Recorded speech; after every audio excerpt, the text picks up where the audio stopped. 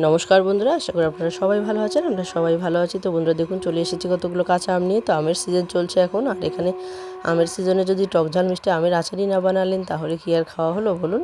তো চলুন দেখে নেওয়া যাক কীভাবে এই আমের আচারটা তৈরি করেছি। খুবই সহজভাবে তৈরি করেছি, রোদে দেওয়ার ঝামেলা ছাড়াই খুব সহজেই কিন্তু এই আচারটি তৈরি হয়ে গেছে। তো বন্ধুরা দেখুন, এখানে কিন্তু একদম জল ঝরিয়ে আমি আমটা নিয়ে নিয়েছি। তারপর আমটা খুব সুন্দরভাবে কেটে নিয়েছি, একদম শুকনো অবস্থাতে কেটে নিয়েছি। তো দেখতে পাচ্ছেন এরকম টুকরো টুকরো করে কেটে নিয়েছি। এরপর আমি সামান্য একটু কড়াইয়ের মধ্যে তেল দিয়ে দেবো, যাতে করে কড়াইটা একটুখানি ব্রাশ করা যায় তেল দিয়ে। তো যাতে করে যে আমগুলো দেবো সেগুলো যেন কড়াইয়ের গায়ে লেগে না থাকে। তো এর জন্য কিন্তু এই সামান্য একটু তেল কিন্তু অবশ্যই ব্রাশ করে নিতে হবে। তো বন্ধুরা দেখতে পাচ্ছেন এখানে কিন্তু এই 1 চামচ পরিমাণ তেল দিয়েছি। এখন আমি এখানে দিয়ে দেবো কয়েকটি মৌরি। তো দেখুন এখানে কিন্তু সামান্য ওই মৌরিটা দিয়েছি। তো 4-5টা মৌরি এরকম দিয়েছি। বেশি মৌরি দেওয়ার কোনো প্রয়োজন নেই, কারণ মৌরি মশলা হিসেবে পড়বে এখানে। তো দেখুন এখানে আমগুলো এখন আমি দিয়ে দিলাম।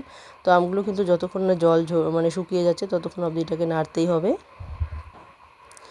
তো এখানে কিন্তু লবণ এখনই দেওয়া যাবে না। তো এটাকে কিন্তু আপনারা যতক্ষণ নাড়বেন, যতক্ষণ আপনাদের জলটা না শুকিয়ে যাচ্ছে। তো দেখুন এখানে কিন্তু এমনিতে শুকনো মনে হলেও আমের গায়ে কিন্তু একটু রস তো থাকেই। তো এটা কিন্তু আপনারা একটু নাড়িয়ে নাড়িয়ে শুকিয়ে নেবেন। তো পুরোপুরি, তো দেখুন এখানে কিন্তু পুরোপুরি রসটা শুকিয়ে গেছে। এরপর আমি এখানে দিয়ে দিচ্ছি হালকা একটু হলুদ। তো দেখুন এখানে হালকা একটু হলুদ, 1 চিমটি পরিমাণ হলুদ আমি দিয়ে দিয়েছি।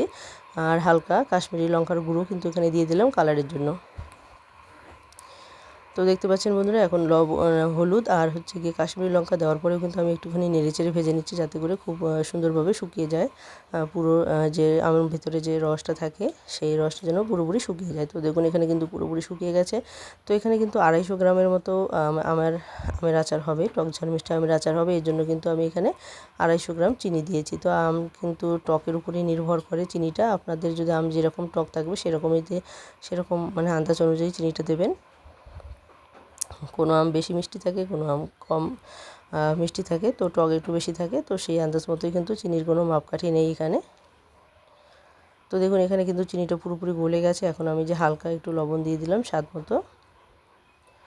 এখন এটাকে নাড়িয়ে নিব। আর এই চিনিটা যতক্ষণ না শুকিয়ে যাচ্ছে বলতে চিনিটা যতক্ষণ না আঠালো হচ্ছে ততক্ষণ অবধি কিন্তু এটাকে নাড়তেই থাকতে হবে অনবরত। এর মধ্যে আমি দিয়ে দেবো কিছু কিছু মশলা, যেগুলো কিনা আগে আমি তৈরি করে নিয়েছি, আপনাদের সঙ্গে কিন্তু শেয়ার করা হয়ে গেছে। তো অবশ্যই বলবো বন্ধুরা, তো মশলাগুলো তো আপনারা অবশ্যই দেখেছেন। আর এখানে আমি 2টো শুকনো লঙ্কা কিন্তু কেটে নিয়েছি, একদম ঝিরিঝিরি করে বিচিগুলো ফেলে দিয়ে, মানে সৌন্দর্য দেখানোর জন্য। তো এখানে আমি শুকনো লঙ্কাগুলো এখন দিয়ে দিলাম, এক এক করে এখন মশলাগুলো দিতে থাকবো। তো দেখুন এখানে চামচের মাথা দিয়ে কিন্তু হালকা একটু আমি এখানে দিয়ে দিলাম, এটা হচ্ছে মৌরি গুঁড়ো। তো যেহেতু পরিমাণটা কম আমের, তো সেজন্যই কিন্তু হালকা হালকা মশলাই আমার লাগবে। একদম চামচের মাথা দিয়ে কিন্তু আমি দিয়ে দিচ্ছি, দেখতে পাচ্ছেন। এখন ধনে গুঁড়ো দিয়ে দিলাম, আর এখানে দিয়ে দিলাম হালকা একটু সর্ষে গুঁড়ো। তো এগুলো সমস্তই কিন্তু আমি শুকনো কাঠকোলায় ভেজে নিয়েছি। তো যারা এখনও দেখেননি আমের মশলাগুলো, তো অবশ্যই একবার আচারের মশলাগুলো দেখে নেবেন। তো দেখতে পাচ্ছেন বন্ধুরা, এখানে কিন্তু এই যে চিনিটা পুরোপুরি গলে যাওয়ার পর কিন্তু মশলাটা দিয়ে দিচ্ছি। এখন মশলা দেওয়ার পর ভালো করে নাড়িয়ে নিতে হবে, যতক্ষণ না চিনিটা আঠালো হচ্ছে ততক্ষণই কিন্তু নাড়িয়ে নিতে হবে। কিন্তু এখানে কিন্তু কোনো চিনির যেন রসালো ভাবটা না থাকে।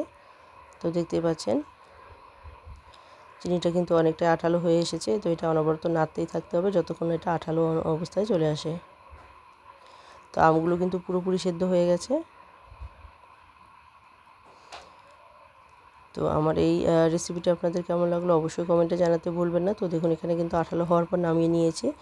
আর দেখতে পাচ্ছেন কতটা লোভনীয় হয়েছে দেখতে। তো এটা দেখতে যেরকম লোভনীয় হয়েছে, খেতেও কিন্তু ভীষণ সুস্বাদু হয়েছে। তো এখানে কিন্তু আমি কোনো রকম ভিনিগার ব্যবহার করিনি, কারণ এটা আমি স্টোর করে রাখবো না। আমার অল্প একটু পরিমাণে হয়েছে, তাই ঝটপট শেষ হয়ে যাবে। তো আপনারা যদি স্টোর করে রাখতে চান তাহলে অবশ্যই এক মুখা মানে ভিনিগারের যে শিশিটা থাকে, বোতলটা থাকে, সেই বোতলের থেকে কিন্তু 1 মুখা পরিমাণ ভিনিগার আপনারা দিয়ে দেবেন। তো অবশ্যই কমেন্টে জানাতে ভুলবেন না, কারণ আপনাদের একটি কমেন্ট কিন্তু আমাদের অনেকটাই উৎসাহিত করে নতুন নতুন রেসিপি তৈরি করতে। তো বন্ধুরা, যারা পুরনো বন্ধুরা আছেন শুরু থেকে শেষ অবধি সবাইকে অসংখ্য ধন্যবাদ। আর যারা নতুন দেখছেন, যারা এখনও বন্ধু হননি, তারা অবশ্যই বন্ধু হয়ে পাশে থাকবেন। তো বন্ধুরা, আজকে এখানে শেষ করে দিচ্ছি, আবারও চলে আসবো। বাই।